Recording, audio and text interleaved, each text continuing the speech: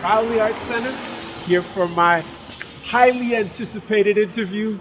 I'm a little nervous, but we're gonna get things rocking and rolling. Should be fun. Watch. So, how are you doing today? I'm well, Tiffany. Not too tired? Doing okay. You all right? Yeah. I know you're up pretty early, but we'll get into that later. Absolutely. Can you take us back to your childhood and tell us how it was growing up in Montreal? I am a bona fide Montrealer to the core, born and raised here. Grew up in Park Extension. From there, I've seen just about every neighborhood on the west side. And I guess it's kind of shaped my sensibilities, my admiration for the city. But yet, in spite of it all, most Montrealers don't think I'm from Montreal. Why not? Maybe the way I carry myself, the fact that I am perhaps one of the last Anglophones, authentic Anglophones who struggles to speak French. So, yes, that makes me a bit of a unique figure in this city. Absolutely. And would you be able to tell us about a childhood memory that sparked your interest in music? In music, my mother and my surrogate father, they both were lovers of music. They kept a rich collection of vinyl. I remember seeing Stevie Wonder, The Mighty Clouds of Joy, Andre Crouch. But in spite of it all, I somehow, at that age, growing up in a predominantly Greek neighborhood, gravitated towards Elton John. Don't ask me why. And I remember going to the vinyl store in downtown Montreal on St. Catherine Street, one called Sam the Record Man, and picking up my first vinyl, and it was Elton John, and knowing that album from top to bottom. So, yeah, gospel didn't come right away. It didn't come right away. So, if I were to ask you to describe Christopher Heron, what would you say? I don't know. I'm somewhat of an enigma in the sense that I don't fit anyone's particular mold. But I would say I'm a lover of music and I'm a lover of the gospel. And you have so many different roles in terms of your careers. What would you say you identify with the most?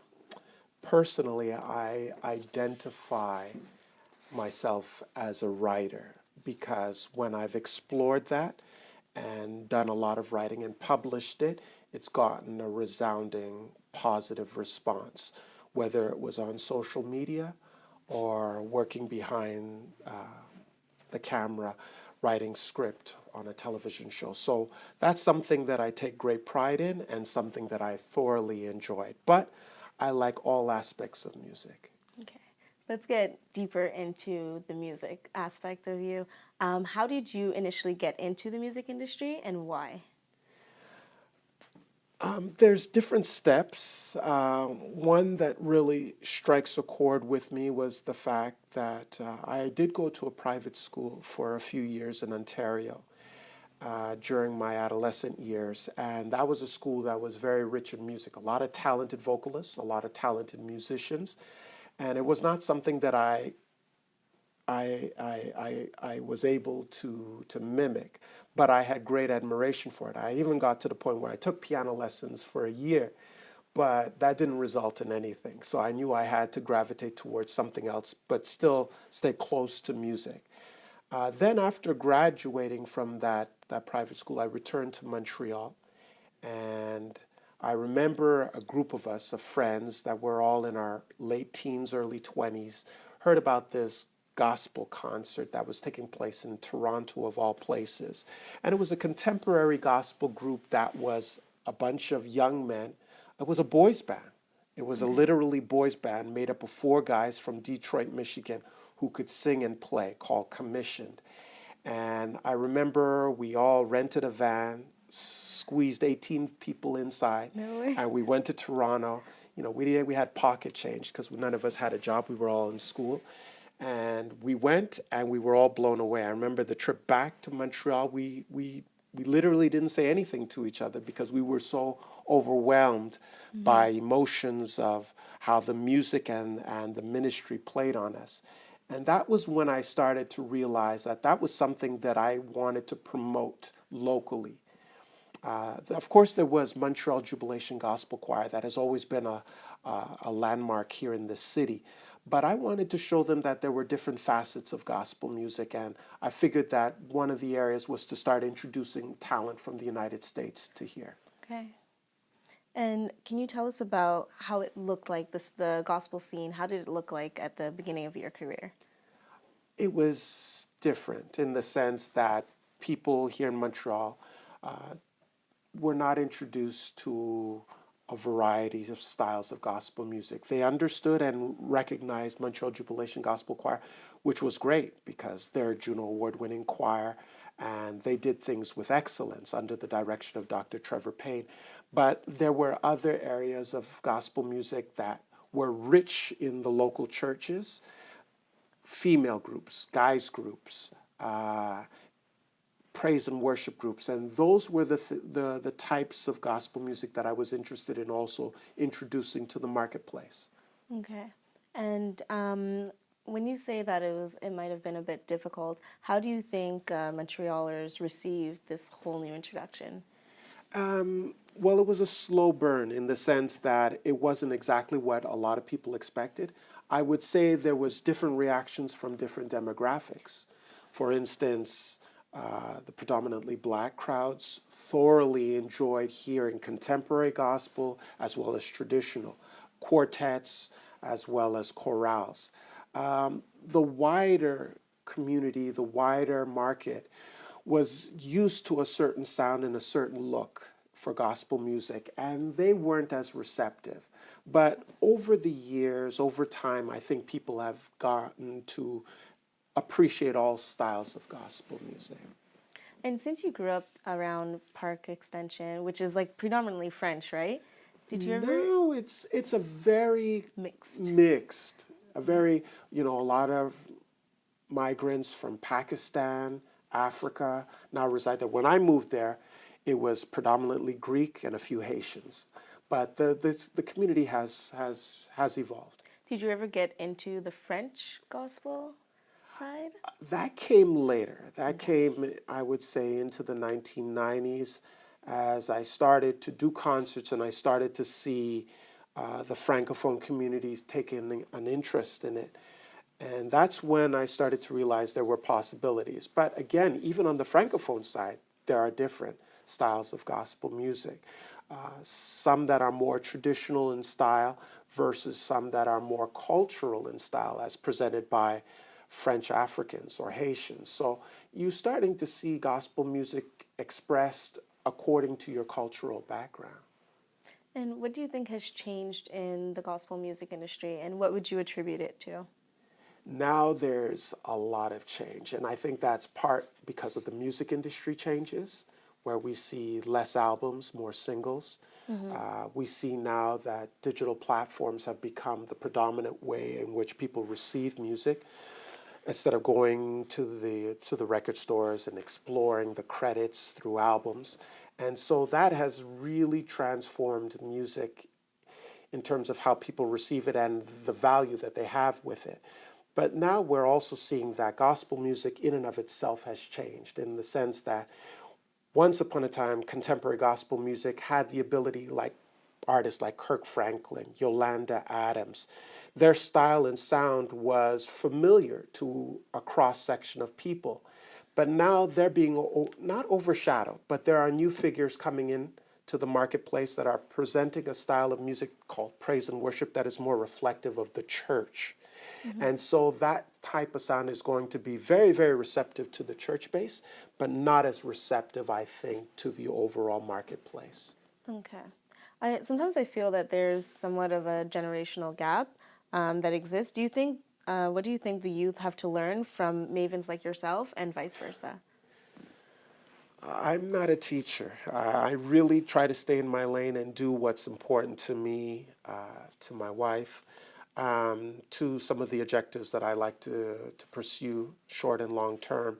Along the way, if people ask my opinions, my advice, my counsel, I'll offer it. But I don't necessarily see myself as some kind of figure that is overshadowing or overseeing the local gospel marketplace. Okay. So, what does your professional workday look like? We were speaking earlier, and we said maybe we can describe what a Sunday looks like because it's a packed day for you. So, if you take us from morning to evening, what does it look like? Okay, so usually I'll struggle to pass out at around 10 p.m. and I'll do an early wake up somewhere around the 3:30 a.m. time. And that's just something that has evolved over 28 years of doing the radio show. That has been very natural to me. And so I'll get up, I'll start going through my catalog of music, which I've developed over these years, that now numbers over 6,000 to 7,000 albums of gospel music at my in my home. So I'll play it, I'll review it, I like to curate my playlist. And then I'll start working on a script. I'll start factoring in some of my guests, all of those things. And I'll make my way to the radio show. And I'll do the radio show for the next 3 hours, which to me passes by more like 30 minutes at this point because we do a lot of interesting things. The banter off air is just as interesting as on air between me and my co-hosts and the guests. When that shuts down, then it's on to other things that are related to gospel music and some things that are not as related to gospel music. We want to know both. So it's Sunday. I will like to take that opportunity of taking care of myself. And part of that, especially at this age, is exercise. So that's important to me too. I'll make my way to the gym. I'll get a workout in. I'll come back, and usually either I'll make a nice, elaborate breakfast for me and my wife, or I'll make our way to one of the nice brunch spots that we like in the city. When that's done, then it's back to my workstation and where I'll start working on other things content related. Some of it is related to the internet, working with blackgospel.com, and some of it is personal for a project that I'm working on that has been under works for the last 2 to 3 years. That is actually related to a digital platform that is focused on gospel music. Awesome. And you said that you were working on a project for the past 2 years? Yes. Can you elaborate on what that project consisted? Yeah, so I would say sometime, actually it was introduced to me back in 2003 with a partner of mine that helped me, that we co-founded another digital website called gospelcity.com.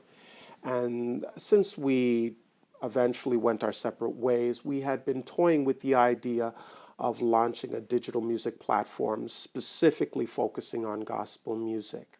I won't give away the name, but we have the content, we have the developers in place. It's now just a matter of working out the business arrangement and also working out the arrangement with the labels in terms of royalty shares. And what's the expected release date? We have an exclusive now. I would say late 2019, Nice, early okay. 2020. Awesome. Yes. So, what keeps you motivated? I would say faith. At the end of the day, it is about faith because, you have to look at the man or the woman in the mirror and be comfortable with the man or woman that you see. And usually when I drift away from what's important to me, which is my faith in God, I start to feel not so proud of myself, not so optimistic about the future. So at the end of the day, faith is a necessary component to what I engage in, whether it's on relationships or whether it's on professional ambitions. And when I speak of faith, I'm talking about reading biblical scriptures on a daily basis. I'm talking about prayer on a daily basis. I'm not what you would consider a religious person because I don't necessarily go to church every week. And I am not necessarily identified with any particular church denomination for the most part. But I like to have these relationships with pastors around the city, and I like to be a part of the family of believers. So faith is very important. Okay. Can you describe your creative process pertaining to writing, hosting, producing, and overall creating? That's a good question because I think writing is an extremely creative process. And I think those words come kind of naturally to me.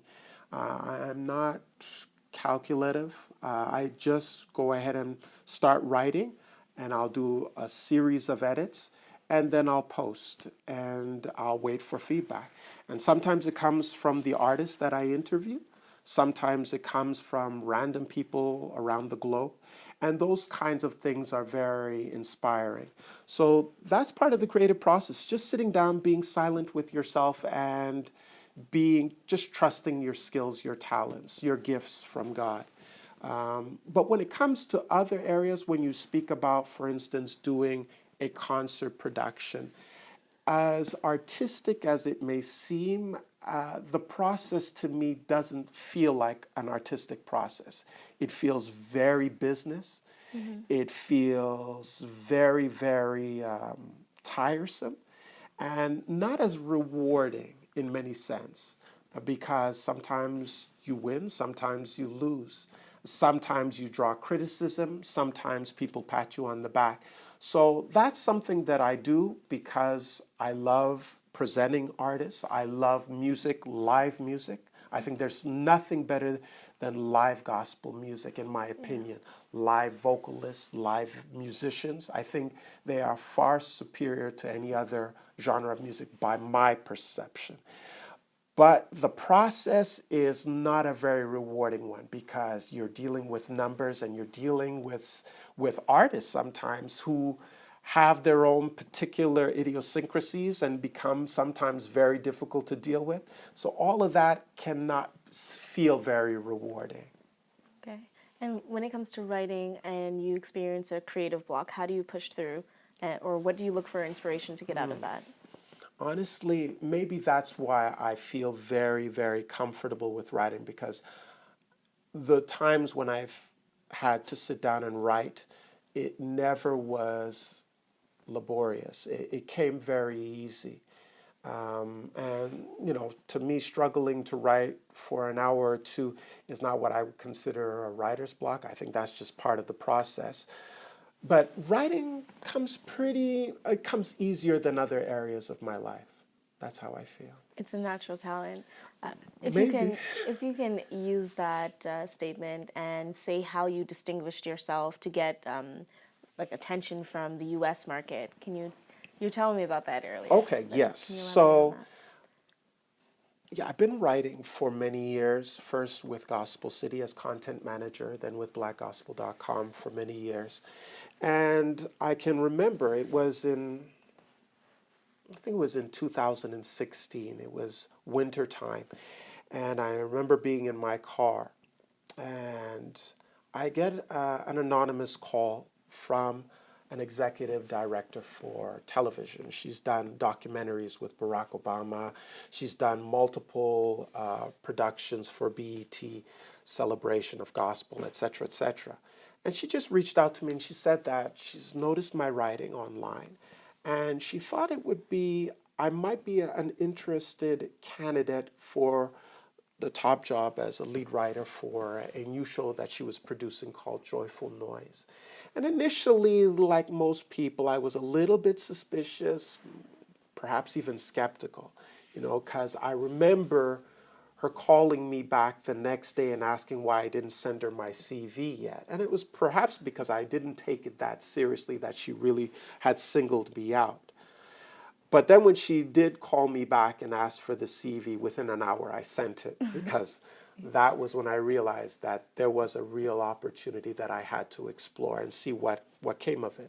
So she made me write some scripts for a potential interview with I think it was Yolanda Adams, what kind of questions I would ask, how would I format it, what areas of her background would I bring into the line of questioning. And I threw all of that in with some creative license. And I think I'd say maybe the next day she got back to me and she said she shared it with other producers of the show. And she told me that it looked thumbs up, but to wait until I got the good go. Now, I was very, very excited at this point because, you're talking about a flagship television station in the Black community, BET. And you're talking about a new show that was already signed to do 13 episodes. And I was excited. And so I shared it with my wife. I shared it with my closest associates. And the funniest thing about the whole experience and all of this, and it kept going on and on and on, because I expected most people to come back and ask, how did you get this opportunity? How did you get hooked up this way? But the funniest thing about it is that every time someone asked me about it, they kept asking me, how much are you getting paid? That was the constant line of questioning. And well, that led to a whole other series of stories that from people asking me for loans, I tell you no lies, to people asking, can you hook me up with a job at BET? So it was a learning experience, and there was a learning curve through this whole process. And I realized that how to handle the situation, even on the local frontier. But I thoroughly enjoyed it because I met some wonderful people with opportunities for the future. I met a lot of artists. I worked for literally 10 days in Washington, D.C. on the BT headquarters. It was just a great experience for a Montrealer. It really was. How would you say that you grew from writing for BT show?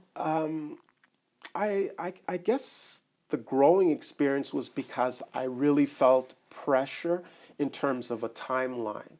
Usually when I write, when you're independent, when you're self-employed, when you're an only child, as I am, you literally do everything according to your own clock. It takes a while to adjust to someone else's expectation. And so that was part of the learning process, in that I had to realize when she called me at 11 o'clock at night and told me she wanted the script at 5 in the morning, I had to get up and complete that script. And there was some areas of stress that I faced on the spot, but I lived up to the expectations of the producers and to myself. So I felt proud in those moments of great tenseness in the process. Yeah. Great story. I love that story. Yeah. In terms of audience feedback and overall work experience, how would you describe the differences and similarities with working on the Canadian market versus the American market? Okay. I don't like to generalize about these things because from crew to crew, from people to people, it's always going to be different. But there is a generalization that may or may not be true to some degree, and I think that is that I think Americans, regardless of nationality, are very driven. And part of it is because of their capitalist nature. I can only sum it up that way. Opportunities that they see where there's low-hanging fruit for money opportunities, and they grow for it. Montrealers, and that's why I wouldn't want to generalize to say Canadians in general, because I think that holds true to many pockets of Canada too. But I think here there's also a certain mentality or a certain cultural reality where things are not so pressing. Things, we take our time, we take value in what we do, but our goals and our objectives are not always monetized. We see other values to other things as well. So I guess it's just a matter of what you see personally valuable as a person. Okay.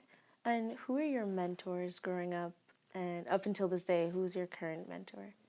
Or who did you grow up looking up to? There's been a lot of people in my life. You never really have the greatest of value for family and your parents until you lose them. And that was true for me, with the passing of my mother in my 20s, where she was a luminous figure in every aspect of my life. And when she was gone, I had to kind of change and grow very quickly.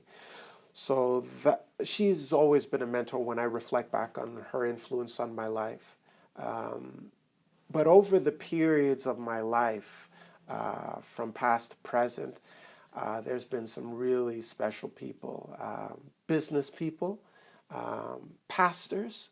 I really appreciate and enjoy the covering and the mentorship of a lot of spiritual leaders that have kind of given me counsel and guidance.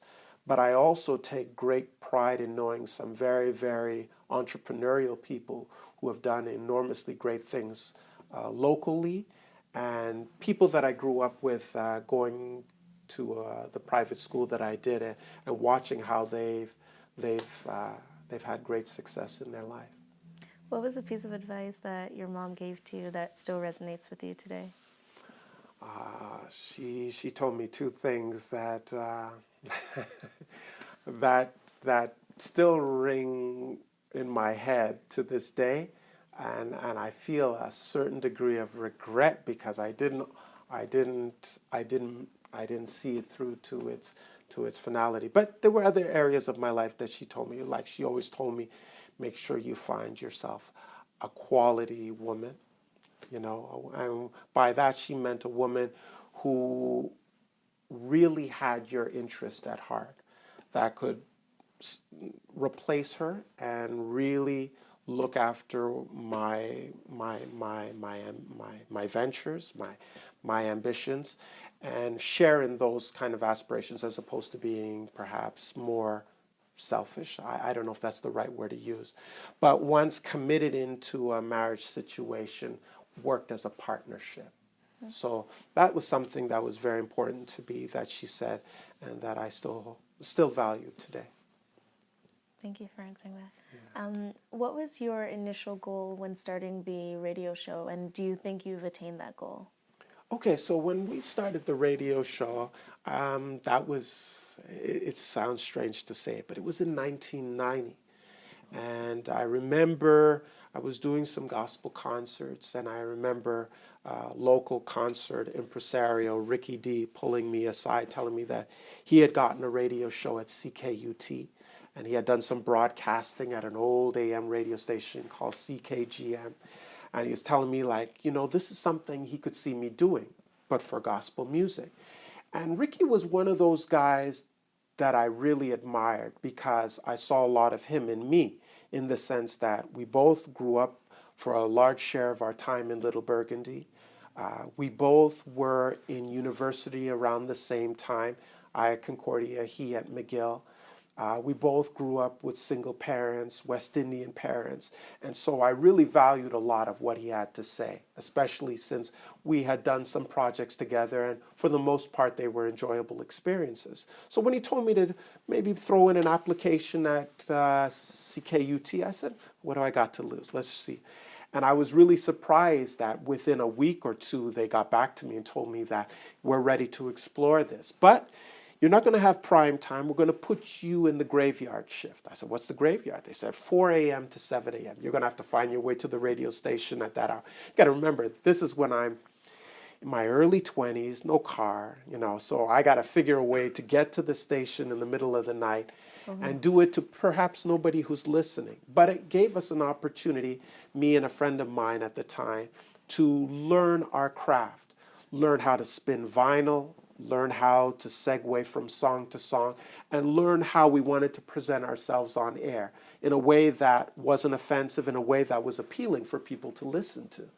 So that was the experience that we did for, I would say, maybe 2 to 3 months. And then they got back to us and said, we got a better spot for you. And I said, well, anything other than in the middle of the night is fine. But when they said Sunday morning, man, I was like overjoyed. It almost seemed kind of providential because we're talking about a time and a day when a lot of Christians like to tune into radio to listen to gospel music. And so when they gave me the opportunity, I jumped at it and we ran with it and we started to get feedback. You know, pastors were starting to call us. People were starting to talk about on the street. And this is before social media, you know, so it was a slow grind, but people were sharing the news about it. And then strangers were starting to show up at the radio station after to see who we looked like, you know. It was really a cool experience for us. And so then we went from really looking at it as a cool thing to share some of our favorite songs with people to starting to take it seriously. Now we started to look at it as, we got to be professional about this. We got to respect our craft and respect ourselves as young guys coming up. But, you know, as people of color even, you got to just operate with excellence if you want to be taken seriously. So all of that came into play. How would you describe your impact that you've had in the Black community in Montreal?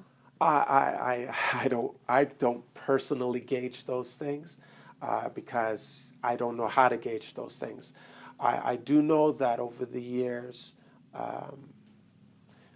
I've received a lot of positive feedback from different circles, you know, whether it's from media or whether it's from individuals who are esteemed in our community and sometimes even outside of our community.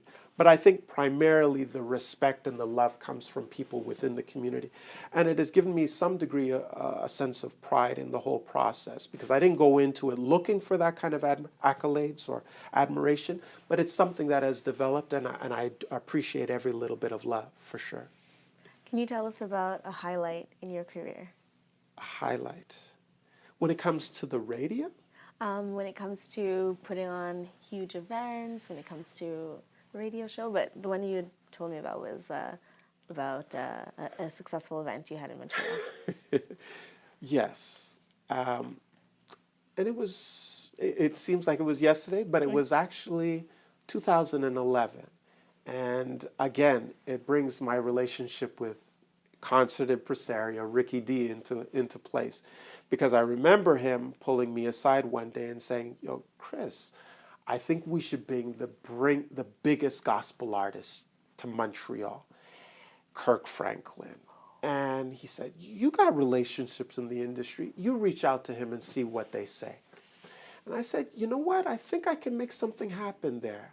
So I contacted his manager, someone that I had met a few months earlier in Las Vegas during the Stellar Awards, the Stellar Gospel Music Awards, which is a celebration of gospel music. And we had talked, and I said, "You know, there are people in Montreal that are really interested in bringing Kirk Franklin in 2011. Would you be interested?" He says, "I think the timing is right because we're coming out with a new album called Hello Fear." And I said, "Perfect. So when I get back, I'm going to give you a call and we'll start the conversation." And Kirk Franklin is the ultimate gospel artist. We're talking about 10, 11 Grammy Awards, millions of albums sold. And his presence in this city would really not only capture the audience of gospel music lovers, but would begin to break through ceilings and doors of people who don't know gospel music, but have heard maybe the name of Kirk Franklin and would be interested in coming. So we started the conversation, and initially a lot of people thought he's going to be way too expensive. But he put a number on the table that was palatable for everybody around the table. And we went from taking that number to putting the players in place. There were about 4 or 5 promoters. We sat around the table. We knew our financial obligations. We knew the marketing obligations. And we said, "Are we going to do this? We're going to do this." Now, saying that sounds pretty straightforward and simple, but there was nothing straightforward and simple about it.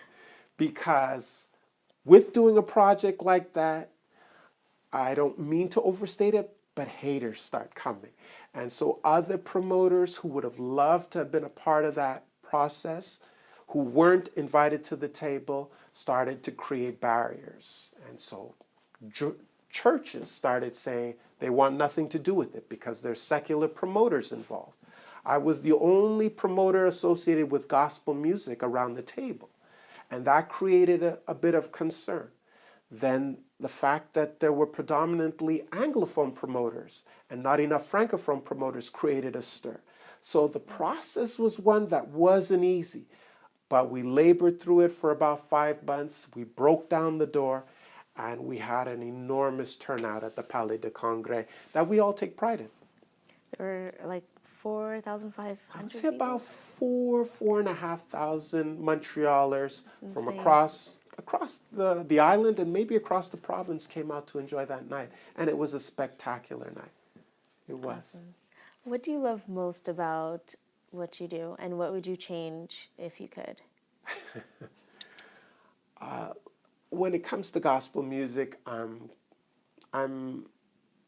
happy and I'm proud to take part in any part of the process, whether it's putting on a show, whether it's representing an artist, whether it's presenting music over the airwaves, or whether it's writing an article about gospel music that's published for the world to consume.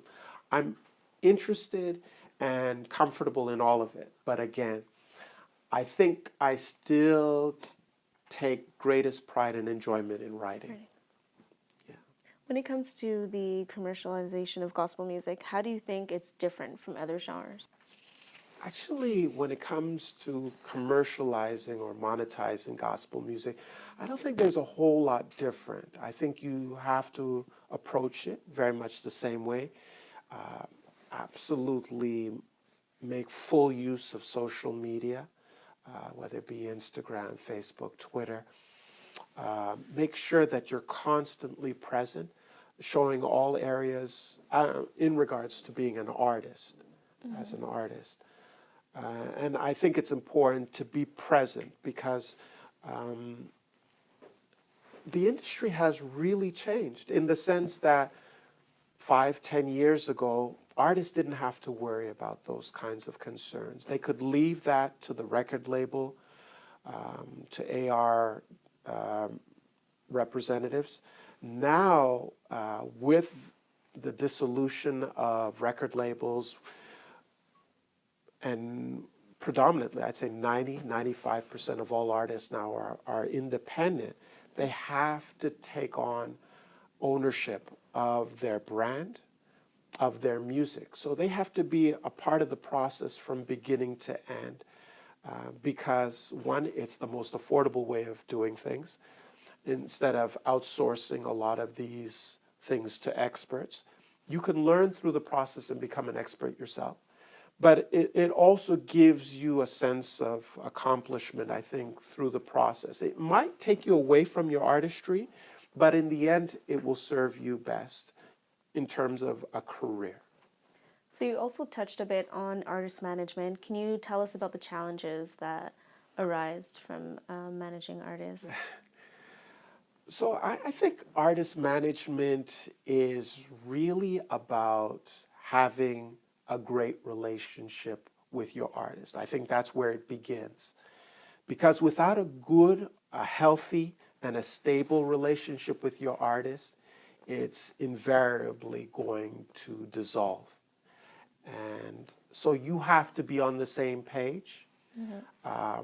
Sometimes as a manager, based on your experience, based on your knowledge base, you may want to employ a lot of tools, a lot of tactics for your artist to be successful. But if the artist doesn't embrace it, you're going to be at a stalemate. So my advice from experience, going back to the 90s to the present, is that you got to be in one accord with the artist if you're going to make steady progression with that particular artist. And quite honestly, you may have to make concessions. You invariably will have to make concessions because no two people see eye to eye. And if you don't make those concessions, you will have a problem in that relationship. And it may cause you to go a separate way from your artist. Maybe you have to wish them well, you know. But if you want to stay as a partnership, concessions, meeting, being on the same page. And what kind of professional experience did you draw from when it came to managing your artists? Artist management for me is a sensitive thing because it really requires me to take several steps back and sometimes allow the artist to be the artist that they want to be. And sometimes it might be an unnecessary step in the sense that the artist may feel, for instance, that they want to do a certain style of music or do certain songs as part of their set or their catalog. It might not be good for their brand. It might not even be good for the audience, but it's something that might be very personal to the artist. Now, you might be in a stalemate right there because you might say, listen, this is not the best direction to go.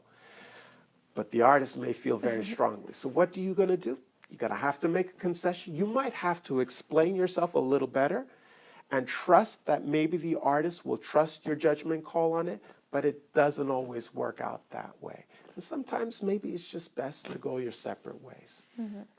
Let's talk about the comedy show that you helped put on in Montreal, the LOL Gospel Comedy Show. I personally attended and I had a great time. I was laughing. Yeah, it was hilarious from the host to all the comedians that you brought. It was a great success. Can you tell us about how it was working on that and how you made history in Montreal? Yeah, so that was working a different muscle in the sense that it is comedy. And comedy is a universal language. People can identify with something that's funny. But the content, as you could hear, was distinctive. It was clean, first and foremost.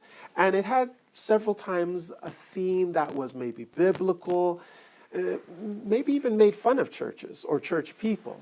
So, and that was something that everybody could identify with, regardless of whether you're religious or not. And again, that was something that was interesting to me because it was new, it was different, and it was a first. And it was something that was brought to me. It wasn't something that I originally thought of. In fact, I was skeptical about it. But again, a couple of other promoters said, hey, let's think about doing it, including Ricky D. Said, let's think about doing this. I think it's going to have traction in Montreal. I said, okay, let's do this. And this was something that we had started talking about at the beginning of 29. We had scheduled a date in the spring, but again, doing shows, doing events is not a straight line. There are curveballs along the way, and sometimes you have to go with it. So we had to postpone it several times along the way, but we were determined to get it in 2019. And we're happy, and we love the feedback we've gotten, and I think it's likely we'll do it again. Amazing. I will be there for sure. From your perspective, what do you think the future of gospel music looks like? I wish I could read the crystal ball on that one. Because in many respects, I think it's taken a hit like a lot of other genres of music because of how music is being presented today. The fact that it's digital.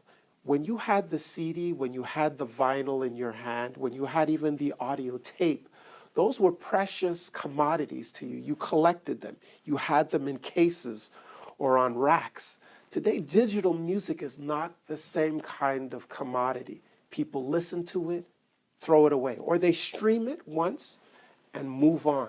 So the value for music isn't the same.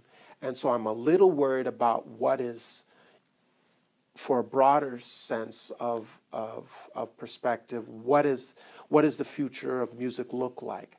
But that is part of the reason why I, along with several people that I work with, are very interested in introducing a digital music platform that is focused on gospel music as its focal point, but can broaden out to include perhaps streaming Christian movies, introducing gospel music from Africa, South America, the Caribbean, across the world. Make that a hub where people who are of faith and people who love gospel music can come. Not iTunes, not Spotify, but this particular hub that they can embrace as part of their cultural experience. What does your music collection look like? Is it a combination of like digital and vinyls and? Well, I do have a Dropbox account, so Okay. I do been collecting my own set of gospel music and I store it there. But man, I am old school. When an album drops, the first thing I try to do is try to get it on CD. And it's getting harder and harder. I go to Amazon, I go to eBay. If it's not there, I'll try the artist's website to see if they have the CD, because I like to keep it for posterity's sake. I don't want music to be something that is frivolous. I like reading liner's notes. I like looking at the artwork. All of that is very important to me.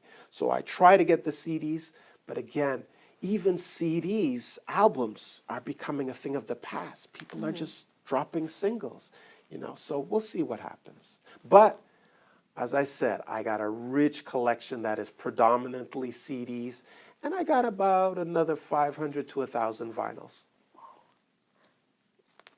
What piece of advice do you have for those that want to pursue a similar career path as yours?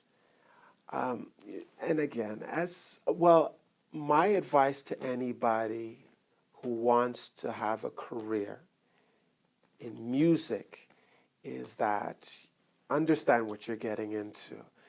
Don't go into it because it looks kind of lofty and exciting from the exterior. Go into it because that's your passion. I mean, anything you do has to be about passion.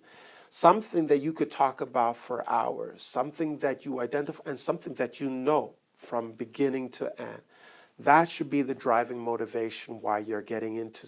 And so that has been something that has evolved, because when I was in university, I was in university in the 90s in Concordia, and during that period here in Montreal, there were a lot of black males dying, some from black-on-black crimes, some of it from the hands of police.